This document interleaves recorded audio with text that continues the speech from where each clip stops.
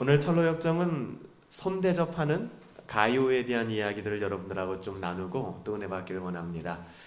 우리가 부지 중에 누군가를 손대접한다는 게 뭘까요?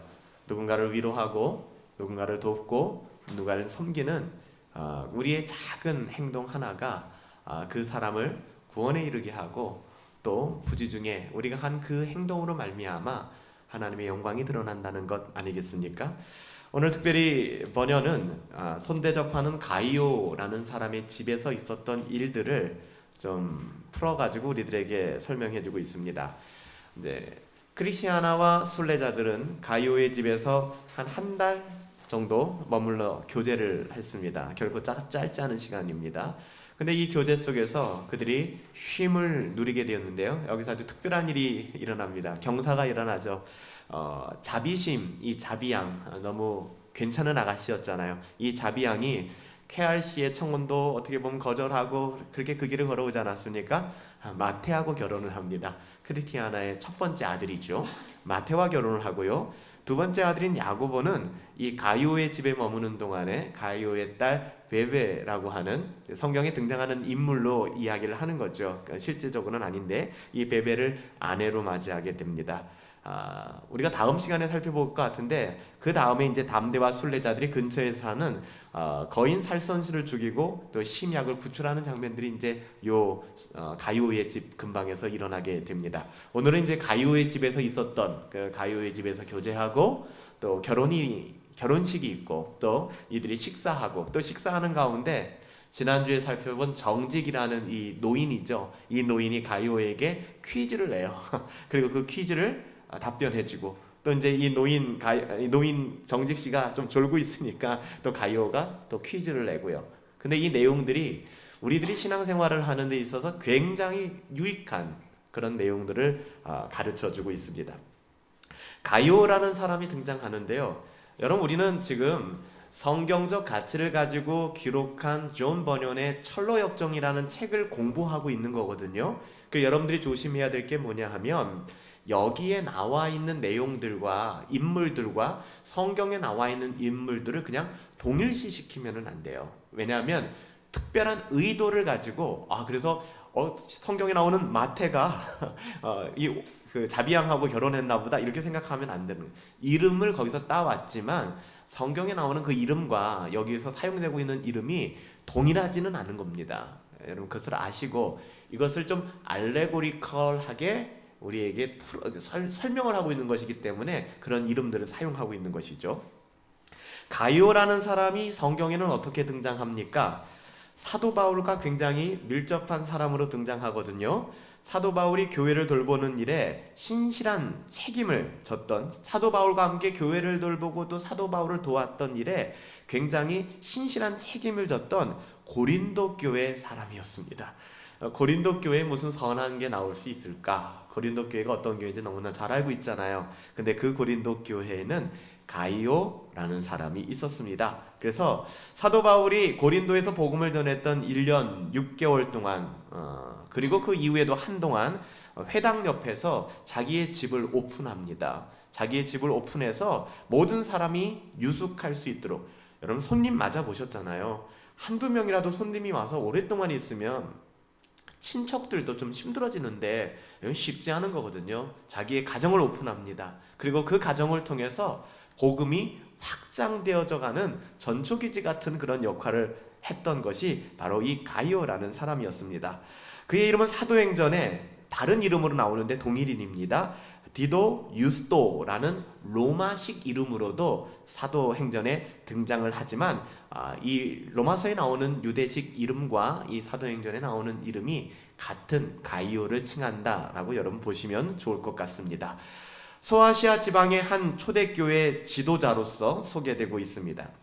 이 버녀는 가이오라는 이 성경의 두 인물 각각 그 사도행전에 나오고 요한 3서에 나오는 이 두 인물을 종합해가지고서 가상의 한 인물을 제시하고 있는 것입니다. 그래서 철로역정에 나오는 순례자들, 두 번째 순례자들이었던 크리스티아나와 자비양과 4명의 아이들과 이제는 또 식구들이 딸렸어요. 정직이라는 노인과 또 담대라는 호위무사까지 함께 움직이고 있었는데 이들을 영접해서 쉬게 만들었던 것이, 그러니까 그들의 손대접을 해주었던, 그들에게 먹을 것을 제공해주고 쉴 곳을 제공했던 복된 역할을 한 사람을 가이오로 이야기를 하고 있습니다. 철로역정에서 가이오는 순종하는 사람, 그렇죠? 내가 원하지 않아도 순종하는 사람이고 순종을 통해서 하나님을 배우는 사람이에요. 우리가 착각하는 게 내가 하나님을 충분히 배우고 하나님을 충분히 알면 순종하겠습니다 라고 얘기하는데요, 성경을 보세요. 성경에서 순서가 잘못됐어요. 성경은요, 우리의 순종을 통하여 하나님을 알아간다라고 얘기합니다. 사랑하는 여러분들, 우리의 삶에서 한번 순종해 보세요. 하나님 말씀에 그냥 하나님 신뢰하고요, 좀 불안하고 두렵잖아요. 다 내려놓으시고 한번 순종해 보세요. 하나님을 알게 될 겁니다. 하나님을 경험하게 될 거예요. 늦은 시간입니다. 순례자들이 저녁 늦게 도착했습니다. 시간 설정도 그래요. 저녁 늦게 도착하면은 민폐잖아요. 그렇지 않습니까? 근데 꼭 저녁 늦게 도착했고요, 가이오의 영접을 받게 됩니다. 이런 조건을 겁니다. 우리 집에 머물 수 있는 사람은 어떤 사람인가? 라고 얘기하면서 당신들이 정말로 진실된 사람들이라면 우리 집에서 유숙할 수 있습니다. 이 집은 순례자들을 위한 곳이니까요. 여러분들 여기서 두 단어에 집중해서 보세요. 먼저 순례자입니다. 순례자는 어떤 사람이 순례자가 되냐면요, 진실한 사람들입니다. 다시 말하면요, 순례를 떠난다는 것은요, 믿음의 여정을 떠난다는 것은요, 진실함이 없이는 불가능한 것입니다. 그래서 만약에 내 자신을 속이고 그냥 나의 어떠함을 가지고 신앙생활을 하고 계신다 그러면 그분은 더 이상 순례자가 아닙니다. 순례자라고, 여기서 말하는 순례자라고 하는 사람들은 자기 자신을 하나님의 말씀에 비추어서 진실되게 바라보는 사람들이에요. 이런 사람들은 길을 떠납니다. 본토, 친척, 아비집을 떠나 하나님께서 지목하신 땅이 아니라 앞으로 지정하실 그 땅을 바라보며 나가는 거예요. 아브라함에게 하나님께서 내가 내게 지시했던 땅, 아니면 좌표를 불러주거나 내비게이션 찍어주면서 어디로 가 라고 말씀하시지 않았어요. 아브라함에게는 믿음이 필요했는데 그 믿음은 내가 내게 지시할 땅으로 가는 거예요. 그의 영혼의 어떠함, 그래서 나는 도대체 어떤 존재인가, 나는 어떻게 살아야 되는가를 진실하게 하나님의 말씀에 비추어서 생각하지 않는다면 결코 떠날 수가 없습니다. 그래서 순례자라고 하는 것은, 여기서 순례자는 신앙생활입니다. 신앙생활이라고 하는 것은 하나님의 말씀에 우리가 진실함으로 다가가지 않는다면 그것은 불가능한 것입니다. 가이오는요, 요리사, 일미, 적당한 음식을 먹이지도 않아요. Taste that which is good이라고 표현해놨는데, 그러니까 일미, 그러니까 너무 좋은 음식을 먹이는 겁니다. 이 일미라는 그 요리사에게 저녁을 준비하게 합니다. 그리고 저녁 식사를 기다리면서 순례자들과 함께 이제 코이노니아, 교제를 나누기 시작합니다. 여러분, 성도의 교제는 이런 거예요. 저녁이 준비되는 동안에 좋으시다면 함께 유익한 이야기를 좀 나누면 어떨까요? 그래서 서로가 유익한 이야기, 여러분들 우리가 주일날 제가 교리 모임 때 맨날 물어보지만 점심 먹고 나서 무슨 대화했습니까? 무슨 얘기했습니까? 좀 깝깝하게 느껴질 수도 있겠지만 여러분들, 우리들의 대화가 정말 유익한 대화인가는 우리가 돌아볼 필요가 있는 것이죠. 유익한 대화를 나누자라고 이야기를 합니다. 당신은 어떤 집에서 삽니까? 무슨 차를 타고 다니나요? 자녀는 어떤 학원에 보내나요? 자녀는 어느 대학을 다닙니까? 이런 거 물어보는 게 아니에요. 이런 게 유익한 대화가 아니에요. 우리 애가 지금 뭐인데 학원은 어디 다니면 좋아요? 우리 땅 어디 사면 좋아요? 우리 뭐는 어떻게 사면 좋아요? 자, 이게 유익한 대화가 아니에요. 세상에 썩어질 어떠함에 함몰당하는 것이 아니라 정말로 하나님을 바라보면서 그들이 나누는 유익이 무엇인가를 우리가 볼 수 있는 거예요. 크리스티아나와 그 아이들이 크리스천의 가족이라는 것을 알게 된 가이오는 크리스천의 조상들과 옛 순례자들에 대해서 회상하게 됩니다. 우리가 크리스찬이라는 사람이 어디 출신이죠? 장망성 출신이거든요. 근데 이 가이오는 크리스찬을 알고 있었던 것 같아요. 그리고 크리스찬뿐만 아니라 크리스찬의 가문에 어떤 사람들이 있었는지를 이제 이야기를 나누어 주는 거죠. 우리가 명절 때 이렇게 가보면 우리 당숙부님 뭐 이런 분들이 항상 가르쳐 주잖아요. 저도 늘 그랬거든요. 가면은 네가 그 족보가 어떻게 되는지 알아? 너희가 뭐 멧돼손이 어떻게 되는지 알아? 전 전혀 관심도 없는데 뭐 이런 거 이야기를 하시거든요. 어떻게 보면 이 가이오라는 신비한 인물을 등장시켜서 크리스티아나와 그의 아이들 그리고 함께하는 일행들을 손 대접할 뿐만 아니라 너희 아버지가 어떤 사람인지 아니? 너희 가문이 어떤 가문인지 알아? 믿음의 정체성에 대해서 이야기해 줌으로 말미암아 위로를 얻게 하는 거예요. 이렇게 이야기합니다. 안디옥 교인들이라고 이야기를 합니다. 그러니까 안디옥 교인, 여러분 안디옥 교회는 어떤 교회로 기억하십니까? 이방인의 교회였지 않습니까? 이방 선교를 시작한 교회였고요. 그래서 오늘날에도 안디옥 교회라는 이름을 가지고 있는 교회들이 제법 되죠. 이런 교회들의 특징이 대부분은 선교를 지향하는 교회들이 많아요. 전주에도 안디옥 교회, 깡통 교회 이들이 있었잖아요. 선교 많이 하는 교회, 그렇죠? 그렇게 이제 교회 이름을 짓는 경우들이 있는데 안디옥에서 처음으로 그리스도인이다라는 이름으로 이제 신자들이 불려주기 시작했고요. 그리고 안디옥 교회에서부터 복음이 퍼져나가기 시작했습니다. 안디옥 교회, 그 가문을 이야기하는 그 가문엔 참 좋은 사람들이 많이 나왔어요. 그 조상들은 처음에 안디옥에 살았죠. 크리스찬이 유대인이 아닌 이방인으로 복음을 처음 듣게 된 이방 교회 신자들의 후손임을 보여주는 것이고요. 그리고 안디옥 교회가 처음으로 그리스도인이다 라는 칭호를 받은 것이었기 때문에 의도적으로 다시 한번 말씀드립니다. 이 내용이 성경의 내용을 이야기하는 건 아니에요. 어디까지나 알레고리컬하게 설명하고 있는 부분들이기 때문에 이게 이렇구나 저렇구나 라고 생각하시면 여러분 좀 오해가 있을 수 있습니다. 스데반을 등장합니다. 스데반은 당신 남편의 가문의 첫 선조 중에 하나인 스데반은 머리에 돌을 맞고 죽었죠. 그래서 이 크리스찬의 가문의 순교자가 있었음을 이야기를 해주고요. 뿐만 아니라 같은 세대인 야고보 사도죠. 칼에 맞아서 순교했던 그 사도 중에서는 처음으로 순교한 사람 아닙니까? 그 야고보를 이야기를 합니다. 뿐만 아니라 성경에 나온 사도들뿐만 아니라 이그나티우스라든지 로마누스라든지 폴리캅 같은 사람들을 이야기를 합니다. 그러니까 뭐라고 얘기하냐면 당신의 남편의 가문 중에는 옛날 이그나티우스라는 사람도 있었고 그는 어떤 사람이에요? 복음 때문에 사자에게 던져졌던 사람이었고요. 로마누스라는 사람도 있었습니다. 로마누스라는 사람은 어떤 순교자였습니까? 그는 고문을 당했는데 뼈로부터 살점을 하나하나 잘라내는 아주 야비하고 고통스러운 고문 속에서도 하나님을 버리지 않았던 사람이었습니다. 뿐만 아니라 폴리캅 같은 경우는 어떻습니까? 폴리캅 같은 경우는 배교를 설득받았지만 단 한 번도 나를 배신한 적이 없는 주님을 내가 어떻게 배신할 수 있겠습니까? 라고 배신하지 않았던 이 폴리캅 아닙니까? 사도 요한의 제자였잖아요. 이 폴리캅, 그는 화형을 당하면서도 대장부답게 그러니까 당신의 가문이 이런 가문입니다 라고 이야기하는 거예요. 사랑하는 여러분들, 저는 그런 생각이 들어요. 여러분의 가문은 무엇으로 설명하겠습니까? 여러분 자녀들에게 여러분의 가정의 자랑거리가 무엇이라고 얘기하겠습니까?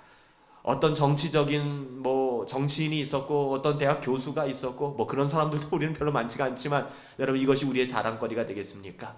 여기에 나오는 이그나티우스, 로마누스, 폴리캅, 야고보, 스데반 비참하게 돌에 맞고 비참하게 이 세상을 떠난 사람들입니다. 그럼에도 불구하고 자랑스러운 거예요.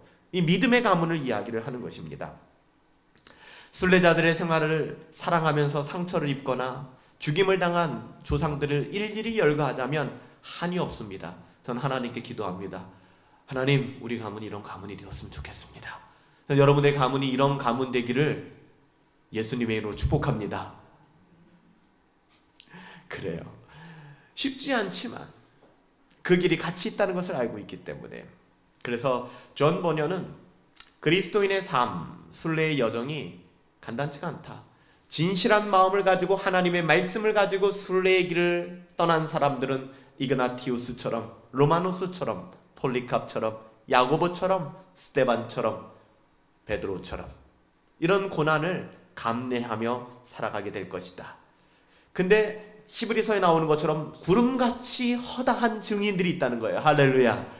혼자가 아니라는 거예요. 지금도 열렬히 응원하고 있는 믿음의 눈을 들어 바라보면 야, 넘어지면 안 돼. 일어나야지.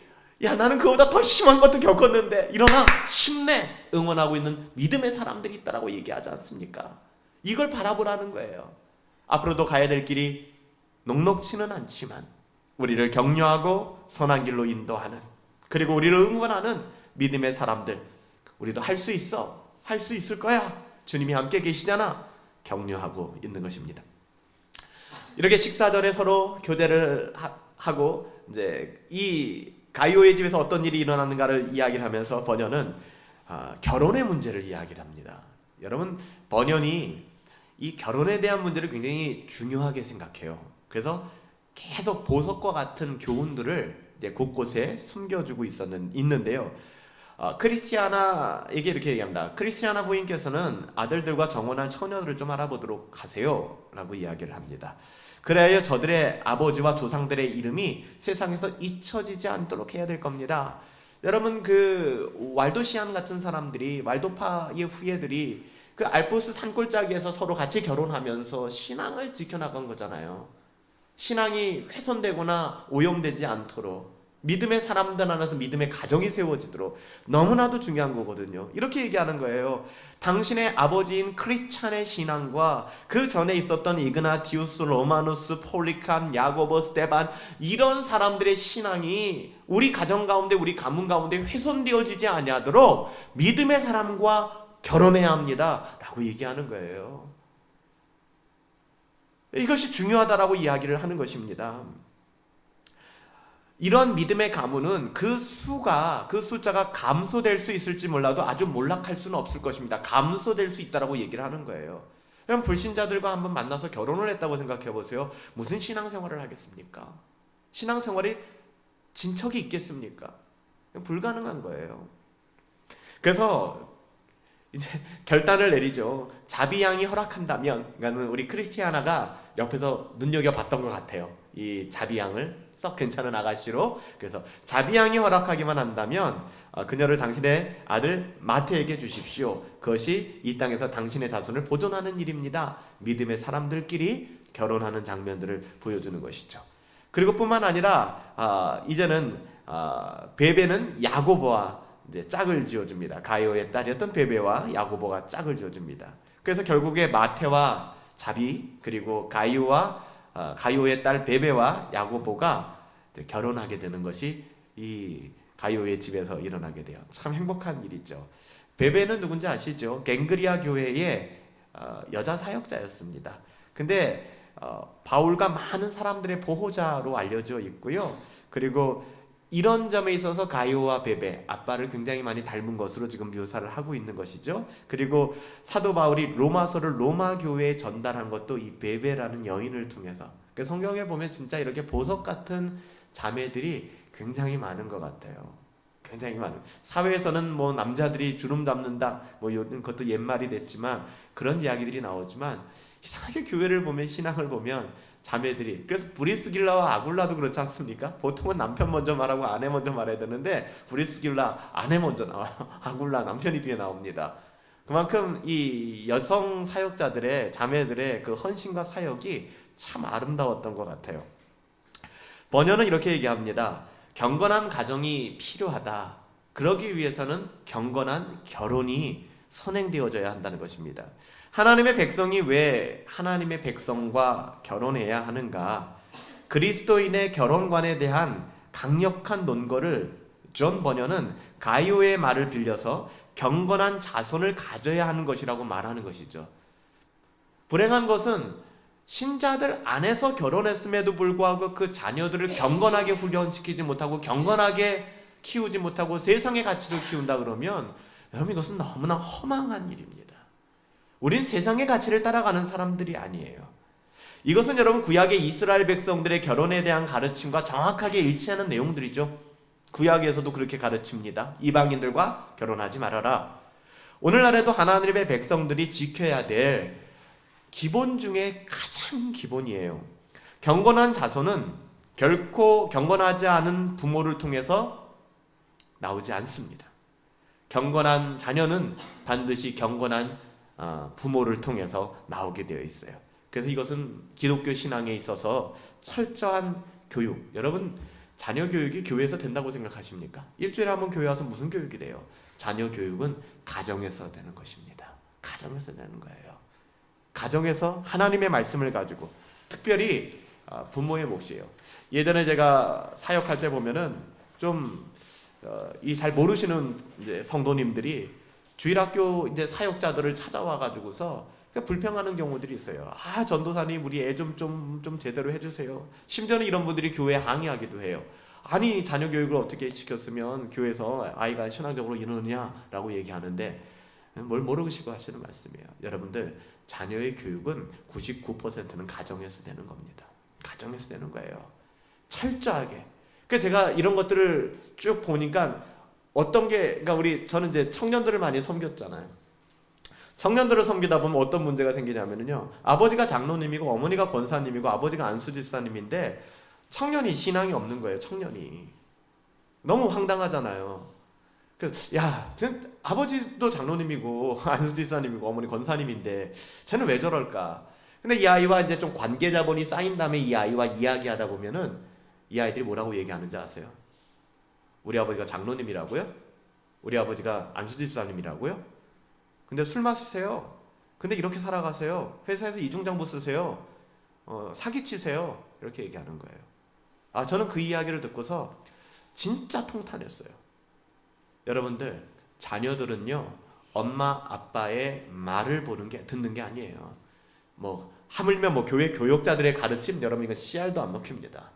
여러분들의 자녀들은, 여러분들이 앞으로 결혼해서 아이를 낳는다 할지라도 여러분의 자녀들은 엄마 아빠가 무엇을 선택하느냐, 어떤 가치를 가지고 있느냐, 어떻게 살아가느냐, 이렇게 교육되어지는 것입니다. 여러분, 이건 무서운 거예요. 그렇기 때문에 이 존 버녀는 믿음에 경건한 사람들이 결혼해야 되고, 조건이 믿음의 경건함으로 자녀들을 가르치고 양육해야 될 책임이 있다라고 이야기를 하는 것이죠. 가이오는 경건한 여인들을 칭송합니다. 성차별하는 건 아니고 여성들의 위대함을 이야기를 하는 겁니다. 그래서 첫 번째 팩트를 얘기하죠. 팩트 체크를 하는데 뭐라고 얘기하냐면, 죽음과 저주가 여자를 통해서 세상에 들어왔다. 이게 누구 얘기하는 거예요? 하와 이야기하는 거잖아요. 하와가 선악과를 따먹고 하나님과 같이 되게 하려고 또 남편에게 그거 주어가지고서 결국 이 땅이 타락했잖아요. 죽음과 저주가 여자를 통해 세상에 들어오기는 했지만 생명과 건강 역시 여자를 통해 들어왔다? 이건 뭡니까? 어떻게 보면은 마리아예요. 둘째, 예수 그리스도가 여인을 통해서 이 땅 가운데 여인의 후손으로 오셨잖아요. 그 이야기를 하는 겁니다. 두 번째, 구약시대의 여성들은 행여 자기가 구세주의 어머니가 될 수 있지 않을까 하는 기대로 자식 낳기를 구했다. 그래서 구약시대 이스라엘 백성들에게 진짜 저주스러운 일은 아이를 못 낳는 거였습니다. 그래서 아이를 못 낳거나 그러면은 제도가 있었잖아요. 형제들 안에 형수가 죽으면은 둘째가 같이 또 결혼해서 살고, 우리가 생각하기에는 이거 무슨 엽기야 싶을 정도의 제도가 있었던 게 그 여인을 보호해주고 그 여인의 그걸 지켜주기 위해서 그런 제도들을, 연약한 자들을 위해서 하나님이 만들어주신 법이었어요. 그러니까 여인들은 아이를 낳지 못한다는 것, 그리고 평생 내 몸을 통해서 메시아가 올지 모른다는 메시아 대망 사상이 유대인들에게는 있었어요. 그렇기 때문에 그들이 피가 더러워진다거나 혼혈되어지는 것에 대해서 굉장히 두려운 마음이 있었고, 그랬던 것이죠. 남자들은 성경에 보면은 아무리 용기 있는 사람들도 그런 것 같아요. 동전 한 입 갖다 드린 사람, 이게 좀 약간 극단적인 말이긴 한데, 남자들은 그리스도께 동전 한 입 갖다 드린 적이 없지만 그를 따르는 여자들은 재물을 다 바쳐서 그리스도를 섬겼죠. 제가 이거 번연히 한 이야기를 보면서 성경을 보니까 정말 그래요. 마태 같은 세리도 그렇고 삭개오 같은 사람들도 자기가 토색했던 것들이나 자기가 그 모든 것들을 포기하고 주님을 따랐다고 나오지, 주님께 그거 드렸다는 말은 안 나오더라고요. 그렇죠? 주님께 자기의 전 재산을 드렸다 이런 내용들은 안 나오더라고요. 근데 여자들은 자기의 재물을 다 바쳐 그리스도를 섬기는 모습들이 제법 나옵니다. 간간히 나와요. 그렇죠? 보면 밑에 눈물로 예수님의 발을 씻은 여인, 그리고 예수님의 장례를 위하여 그 몸에 기름을 부은 여인도 있었습니다. 예수님께서 십자가를 지고 가실 때 슬피 울었던 것도 여인들로 묘사되고 있고요. 십자가에서 내려진 예수를 뒤따라간 것도 제자들은 벗은 몸으로 다 도망갔지만 바로 여자들이었습니다. 그리고 장례가 다 진행되어질 때까지 무덤 곁에 앉아 있었던 이들도 여자들이었고요. 예수님께서 부활하셨던 그 영광스러운 모습을 처음 봤던 것도 여자였습니다. 그 부활의 소식을 심지어는 제자들에게 전달해 준 것도 여자들이었어요. 이만하면 여자들이, 자매들이 교회에 있어서는 갑인 것 같아요. 신앙이 남자들보다는 항상 보면은 남자들을 끌어주는 그런 입장들이 되는 것 같습니다. 이런 대화를 나누면서 저녁 만찬이 나옵니다. 알레고리컬하게 이제 저녁 식사의 메뉴를 통해서도 이제 번연은 하고자 하는 얘기들이 있죠. 식탁보와 식탁을 대하면서 그 언제보다도 식욕이 땡긴다라고 그 마태에게 가이오가 말을 합니다. 그러니까 마태가 이제 그 식욕을 당긴다고 가이오에게 뭐 얘기를 하는 거죠. 서로가. 근데 이 부분을 보면 참 재밌어요. 이 세상에서 받은 교리적인 가르침을 이야기하는 거예요. 그러니까는 마태가 그동안에 하나님의 말씀을 알고자 했고 하나님의 말씀을 심서 알았었던 거죠. 이걸 갖다가 지금 뭐라고 얘기하냐면은 시장기를 더 느낀다라고 얘기하는 거예요. 그러니까 가이오가 그걸 이야기를 해준 거예요. 너가 왜 배가 고픈지 알아? 마태 왜 이렇게 식욕을 느끼는지 알아? 라고 얘기하면서 이 세상에서 받은 모든 교리적인 가르침들이 너로 하여금 천국에서 배설되어지는 위대하신 왕의 식탁, 이 만찬에 앉고자 하는 더 큰 열망을 일으키게 하기를 바란다라고 얘기해요. 이 말은 여기서 우리가 받는 이 땅에서의 설교라든지 또 신앙 도서 책이라든지 아니면 예식들, 특별히 성례를 얘기하는 거죠. 예식들은 하나님 비유에서 먹을 잔치와 비교해 보면 식탁 위에 놓인 접시와 소금에 불과하단다. 그리고 그것이 우리에게 많으면 많을수록 더 식욕을 느끼게 한다. 이렇게 이야기를 하는 거예요. 음식을 얘기하죠. 흔든 가슴과 뒷다리, 이것은 제사 드릴 때 쓰는 표현들 아닙니까? 그래서 우리가 하나님 앞에 식탁 앞에서 감사해야 되는 그런 부분들을 이야기하고요. 두 번째로는 피처럼 빨간 포도주 한 병 마음껏 드십시오 라고 얘기해요. 이것은 하나님과 사람의 마음을 즐겁게 하는 포도나무인 참된 과즙입니다. 그래서 예수님이 혼인잔치에서 예수님의 보혈과 피는 어떻게 보면 우리에게 기쁨과 즐거움을 격발시키는 거예요. 그렇죠? 그래서 그 안에서 누리고 즐기세요라고 이야기를 합니다.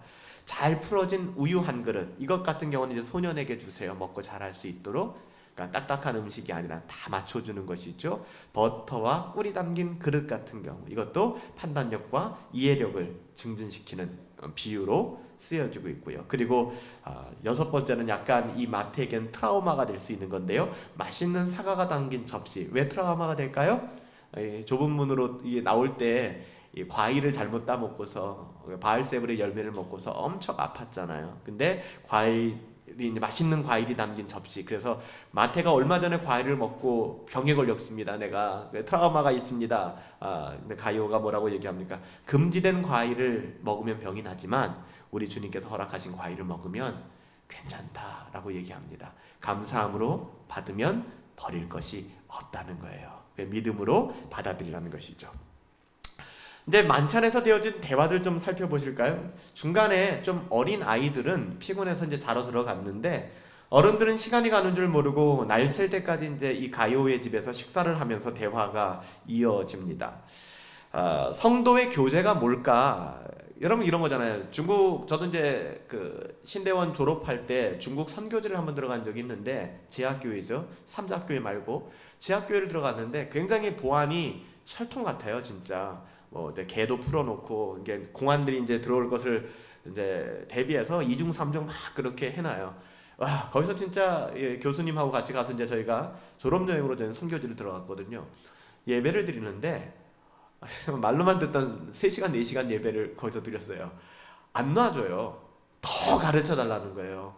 우리는 목사 설교 한 40분 넘어가고 50분 넘어가면 그때부터 야 이거는 참 인내력을 1시간 넘어가면 야 이거 가능한가 하는데 그분들은 놔주질 않는 거예요. 더 가르쳐 달라는 거예요. 더 듣고 싶다는 거예요.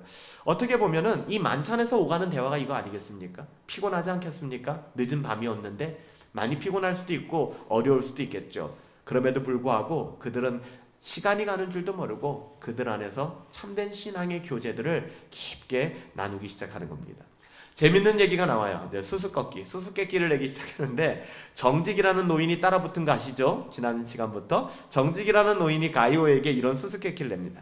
한 사람이 있는데요, 그는 많이 던져버릴수록 더 많이 얻게 되죠. 그리고 그 사람은 어떤 사람들이 미친 사람 취급을 하기도 한답니다. 뜬금없는 이런 수수께끼를 내요. 가이오가 뭐 짜고 치는 고스톱처럼 바로 답을 냅니다. 가난한 자들에게 자기 물건을 베풀어 주는 자는 후에 10배나 되돌려 받게 될 것입니다. 라고 해요. 그러니까 답을 맞춘 것이 대단하다고 말하는 그 요셉에게, 요셉이 오, 어떻게 그거 맞추셨어요, 가요? 야, 나는 아무것도 모르겠는데. 그냥 이렇게 얘기를 합니다. 난 이런 방면에 있어서 훈련을 많이 받았단다. 경험보다 더 좋은 교육 방식은 없거든. 나는 주님으로부터 친절해야 한다는 가르침을 받았고 경험을 통해서 그것이 유익된다는 사실을 깨달았단다. 라고 굉장히 중요한 얘기를 하는 거예요. 이 사람이 영적인 비밀을 가요는 잘 알고 있었어요. 근데 무엇을 통해서 알고 있었다는 거예요? 순종과 경험을 통하여 알게 되었다는 거예요. 그래서 주님께서 너는 사람들에게 친절해야 돼, 가난한 자들의 이웃이 되어줘야 돼, 힘들고 연약한 사람들의 편이 되어줘야 돼, 네가 이렇게 살아가야 돼 라는 그 말에 가르침을 순종하고 경험해낸 거예요. 그것으로 말미암아 야, 이것이 진짜로 유익하구나, 야, 이거 내가 정말 세상의 가치, 이것만 가지고 살면 안 되는구나. 제가 이번 주에 몇 분의 지체들을 좀 만났는데요, 한 자매님을 만났어요. 자매를 만나서 오늘 이야기를 나누는데, 자매가 요즘 신앙이 많이 힘들고 이제 하나님에 대해서도 잘 느껴지는 게 없고, 뭐 그러다 보니까 뭐 예배 시간에는 잠밖에는 안 오고 교회 가면 빨리 집에 오고 싶고 이런 이야기를 하더라고요. 그래서 제가 좀 그런 이야기를 했어요. 우리가 무엇을 위해서 살아갈까라는 이야기를 하면서, 물론 예수 믿는 정도까지 이야기가 아니더라도 정말 우리가 나 자신만을 위해서 살아가는 것이 아니라 가난하고 소외되고 연약하고 우리의 도움이 필요한 사람들, 그래서 그냥 내가 제일 힘들어, 내가 제일 어려워 하고 살아가는 것이 아니라 이런 사람들을 위하여 살아가는 것이 정말로 가치 있고 아름다운 일 아니겠니? 그냥 퇴근해서 집에 가면 그냥 TV나 보고 또 컴퓨터나 하다가 아침에 일어나서 그냥 정신없이 출근하고 또 퇴근해서 또 그런 삶을 살고, 야, 이게 뭘까? 우리 이렇게 살지 않았으면 좋겠다. 물론 우리 안에 하나님이 계실 때 이런 일들이 자연스럽게 격발되어져서 아름답게 흘러갈 수 있겠지만, 저는 그런 생각이 들더라고요. 뭐 너한테 하나님을 믿어라 뭐 이런 이야기를 할 수 있겠지만, 그 사람이 하나님을 믿는지 안 믿는지, 정말 믿는다고 하는데 그게 가짜인지 진짜인지, 또 안 믿는다고 하는데 이것이 진짜 겸손한 건지 아니면 진짜 안 믿는 건지 전 모르잖아요. 저는 알 수가 없어요. 그래서 저는 진짜로 네가 진짜 하나님을 사랑한다면 우리가 그런 삶을 사는 것이 마땅하지 않겠니? 라고 얘기했더니 잘 경청해서 들어주더니 맞는 것 같다라고 이야기를 하더라고요. 삶은 그렇게 살아가야 되는 건데 목사님 제가 좀 생각을 놓고 있었던 것 같아요 라고 이야기를 하더라고요. 어떻게 보면 이 가이오라는 사람은요, 이렇게 살아야 돼 라고 말씀하시는 하나님의 말씀에 순종했던 사람이에요. 진실하게. 그러면 경험되어지잖아요. 근데 여러분 뭐라고 얘기합니까? 그 경험은 거의 다가 아니라 100% 내게 유익되었다라는 것을 확인하게 되는 거예요. 여러분 우리는 왜 그것을 확인하지 못할까요? 그 경험을 거절하기 때문에 그래요. 그렇게 사는 게 겁나는 거죠. 그래서 여러분들, 경험보다 좋은 교육은 없습니다. 믿음의 순종을 해보지 않은 사람 안에선 믿음이 자랄 길이 없어요. 그냥 트라이 하세요. 그냥 시도하세요. 그냥 그렇게 살아보세요. 여러분들 그냥 그게 될까라고 생각하지 마시고 그래서 그렇게 살아보세요. 하나님 앞에. 그렇게 살아보지도 않고 안 된다, 걱정이 된다, 이게 될까라고 얘기하지 마시고 그냥 해보세요.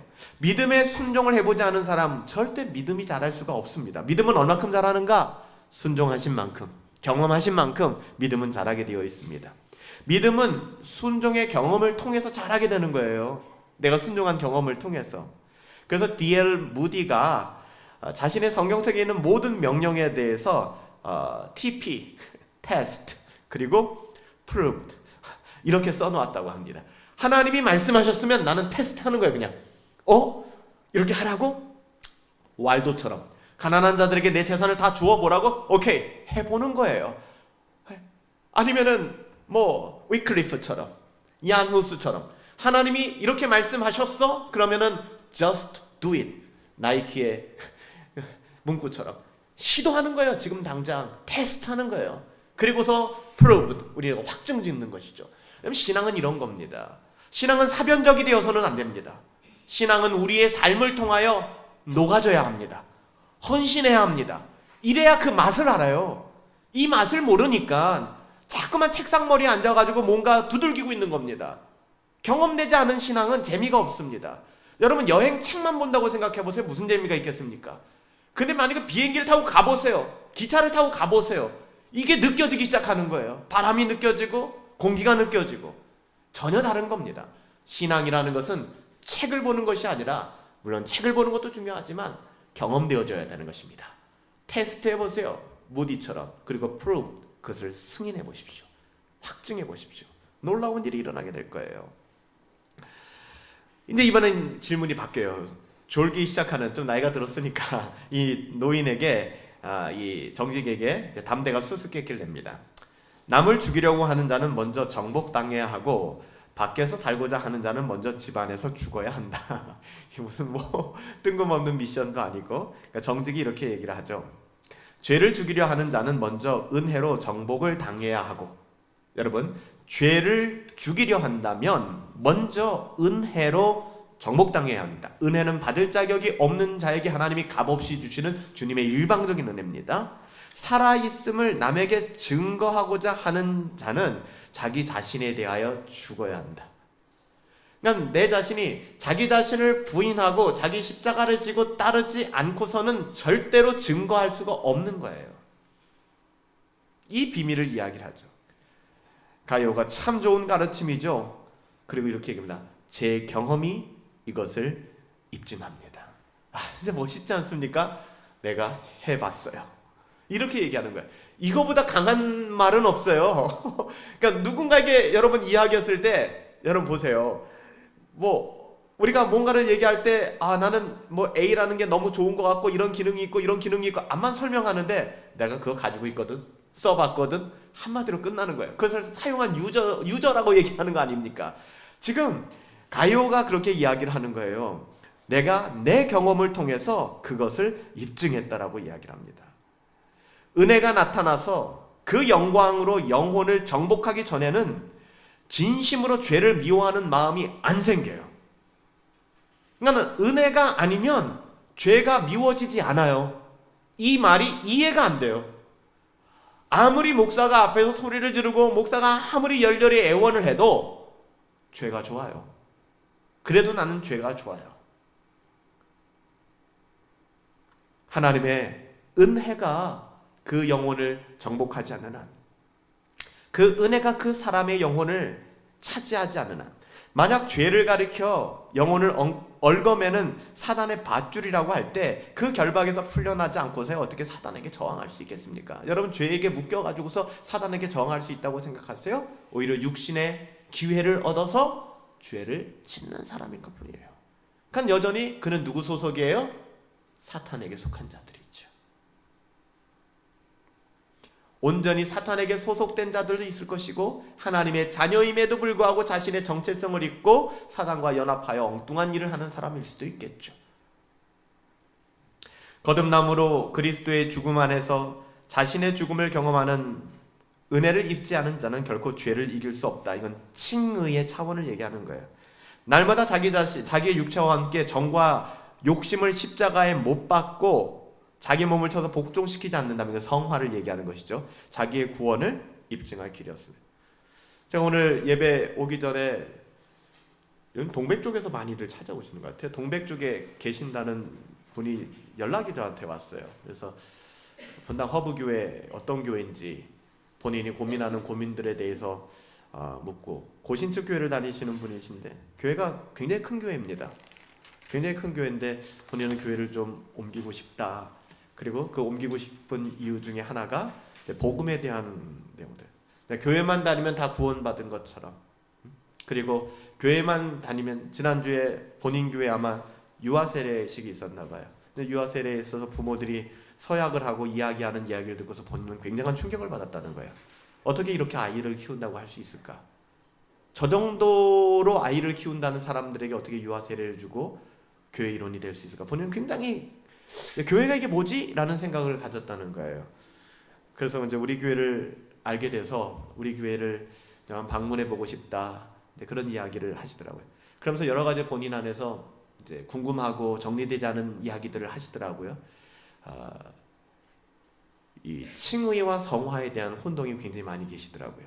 그래서 그 부분들을 뭐 짧게는 설명해 드릴 수 없어서 설명해 드리고 제 설교 좀 보내드리고 조만간 뵙기로 했는데, 이런 고민들, 이런 것들이 해결되지 않는 한 신앙생활에 있어서 어려움은 가시지가 않을 것 같아요. 가이오가 들려주는 노인과 젊은 순례자들에 대한 이야기를 통해서 우리가 무엇을 배울 수 있을까? 우리가 번연히 여러 가지들을 이야기를 합니다. 특별히 이 정직이라는 한 노인을 통해서 우리에게 또 주는 이야기들 뿐만 아니라 또 이 가이오의 역할을 통해서 우리들에게 많은 부분들을 이야기하고 있는 것 같아요. 여러분, 교회는 어떻게 보면은 이 젊음과 또 이 노련함, 젊은 패기만 가지고 되는 것도 아니고요. 이 모든 것이 이제 함께 가야 돼. 그래서 우리 교회는 경건한 어른들에 대해서 제가 말씀을 많이 드리는 거죠. 사랑하는 성도님들, 경건한 어른들이 되어주세요 부탁드리는 거고, 또 우리 청년들에게는 청년다운 열정이 있지 않습니까? 타협하지 않는, 물불 가리지 않는. 여러분들, 우리 작년 이제 애기 엄마들한테 가서도 물어보세요. 우리 청년들 물어보세요. 청년 때는 어땠냐고요. 청년 때는 날고 막 그랬었거든.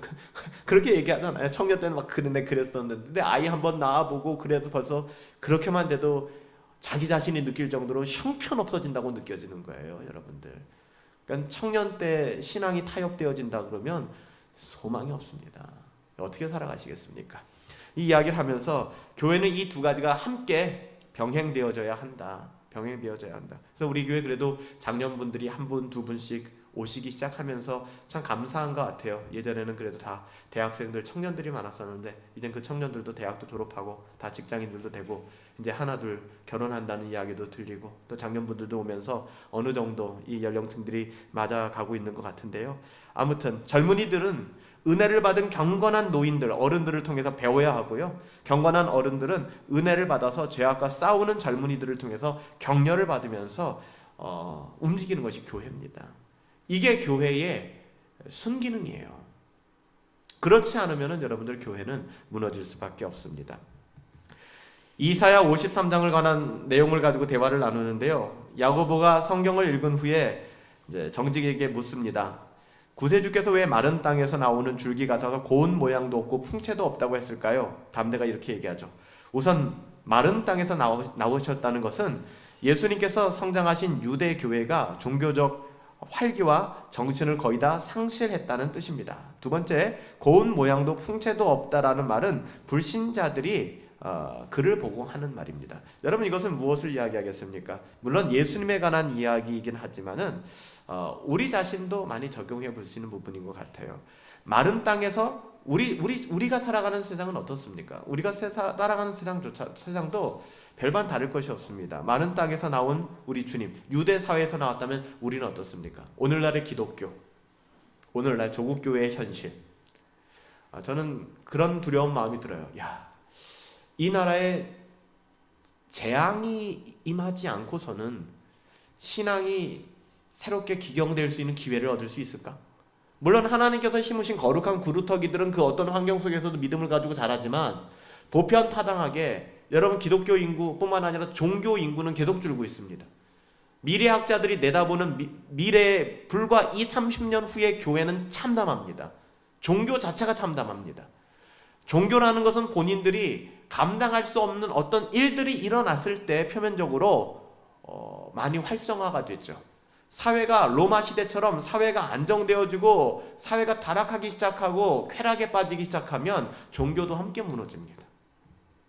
기독교뿐만이 아니라 오늘날 교회를 다닌다는 사람들 자체가 이제는 줄어들고 있는 거예요. 신앙생활은 둘째치고. 여러분, 우리는 거기에 서 있는 사람들입니다. 그리고 우리를 향해서 뭐라고 얘기합니까? 고운 모양도 없고 풍채도 없고. 이것은 불신자들이 우리를 향해서 하는 말이에요. 여러분들, 불신자들의 평가에 좋은 소리 듣기를 원하지 마세요. 물론 누구에게나 좋은 얘기 듣기를 원하죠. 그럼에도 불구하고 너 썩 괜찮은데? 멋있는데? 라는 이야기를 기대하지 마십시오. 예수님께서도 이 땅에 그렇게 오셨고 이 땅을 살아가시는 동안에 사람들로 하여금 고운 모양도 곱지 않고 풍채도 없고, 그러니까 볼품 없다는 거죠. 매력 없다는 것이죠. 오늘날처럼 교회에 진짜 이렇게 교회를 매력 없게 본 시대가 있었을까요?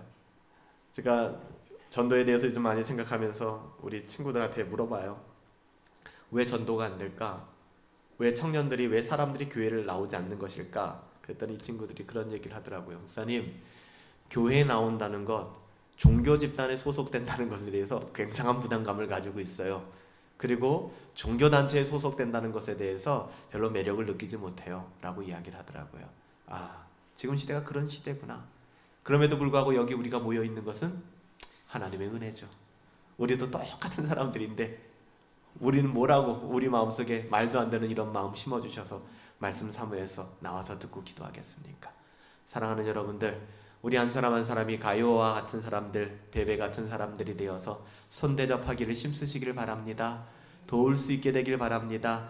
나만 하지 말고 내게 있는 것 퍼서 누군가에게 나누어 줄 수 있는 그런 성숙한, 그런 신실한 믿음의 성도들 되시기를 예수님의 이름으로 부탁드립니다.